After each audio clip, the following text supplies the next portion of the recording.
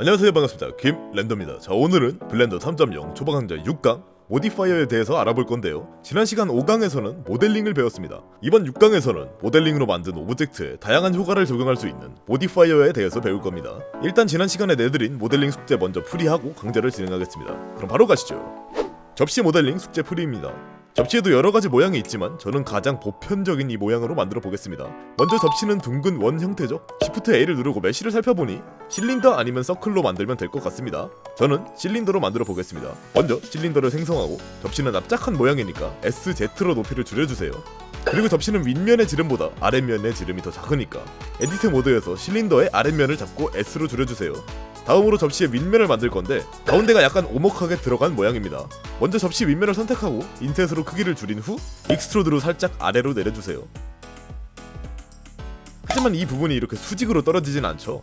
이런 접시도 있긴 합니다만 저는 이 음식 담기는 곳이 완만한 경사를 이루는 접시를 만들어 보겠습니다.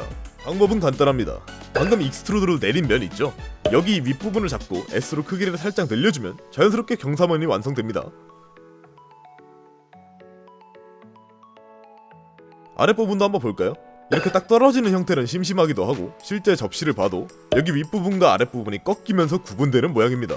따라서 Z축 중간 지점에 디테일이 필요하겠죠. 루프컷을 생성하고 S로 크기를 살짝 줄이면 되겠습니다. 얼추 그럴듯하죠? 여태까지 배운 내용을 통해서 모델링을 요약하자면, 첫 번째, 만들고자 하는 물체와 가장 비슷한 메쉬를 생성한다. 두 번째, 오브젝트 모드에서 대략적인 형태를 잡고 에디트 모드에서 점선면을 편집한다. 여기선 지난 2강에서 배웠던 GRS를 사용하시면 됩니다.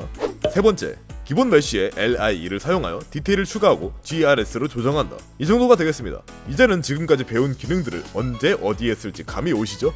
이 간단한 원리만 이해하시면 됩니다. 이제 어디 가서 여러분들도 나 모델링 좀 할 줄 안다 하실 수 있는 겁니다. 자, 이제 6강 모디파이어 강좌를 시작해봅시다. 먼저 모디파이어가 무엇이냐? 지난 1강에서 뷰포토 우측에 있는 이 부분이 프로퍼티 스텝이라고 했던 거 기억나시나요? 여기서 여러가지 속성들을 제어할 수 있다고 말씀드렸습니다. 먼저 오브젝트 모드에서 지난 시간에 만든 컵을 선택하고 프로퍼티 스텝에서 이 스패너 모양의 아이콘을 클릭해봅시다. 그러면 상단에 Add Modifier라는 메뉴가 나오는데요. 한번 눌러보시면 굉장히 뭐가 많죠? 이게 전부 모디파이어입니다. 겁먹지 마세요. 다 아실 필요는 없습니다. 저도 이 많은 모디파이어들을 전부 사용하지도 않고 심지어 이게 뭔지 모르는 것들도 있습니다. 이 중에서 오늘 저희가 사용할 것은 Subdivision Surface입니다. 지난 시간에 만든 컵 기억나시죠? 근데 다 만들고 보니 뭔가 투박하고 못생겼잖아요. 저희가 원하는 컵은 이게 아니었잖아요. 하지만 이 모디파이어를 이용하면 매끈하고 예쁜 컵을 만들 수 있습니다. 일단 적용부터 해봅시다. 참고로 모디파이어는 오브젝트 모드에서만 적용할 수 있습니다. 적용해보니 뭔가 달라졌습니다. 그전보다는 확실히 컵이 많이 매끈해졌죠. 그리고 프로퍼티 스텝에 서브디비전이라는 항목이 하나 생겼습니다. 간단하게 설명을 드리자면 여기 이 숫자만 보시면 됩니다.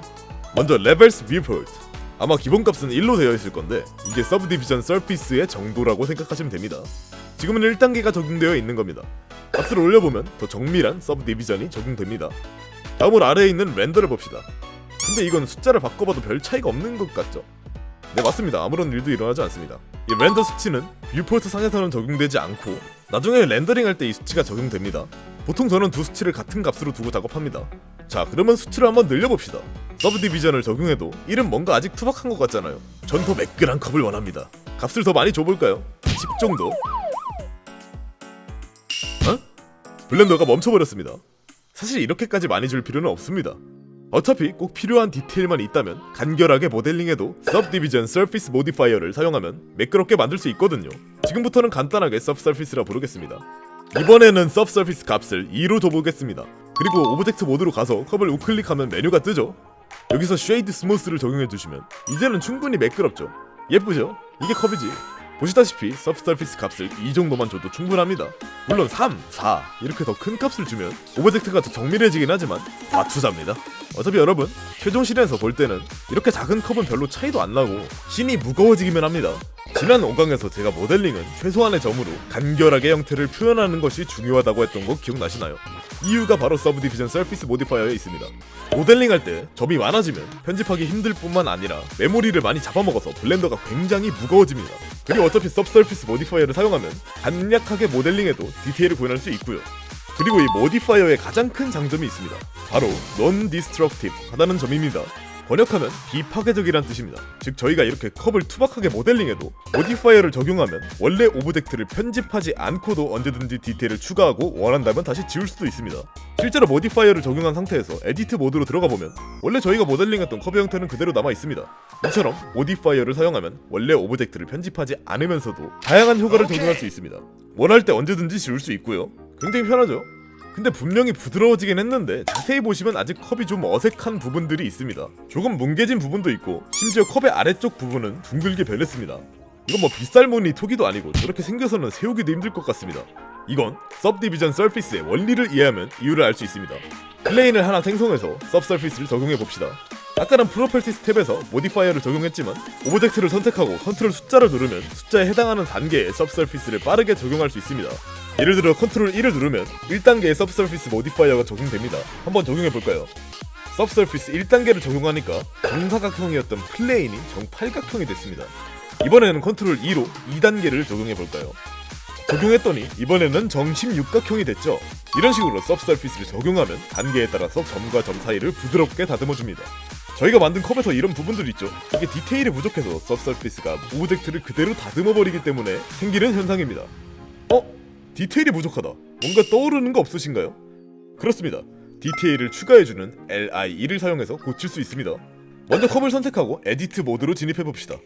그리고 디테일이 부족한 부분에 루프컷을 추가해 줄 겁니다. 이런 부분, 지나치게 둥근 느낌이 있죠? 컨트롤 R을 누르고 루프컷을 추가해서 모양을 잡아줍시다.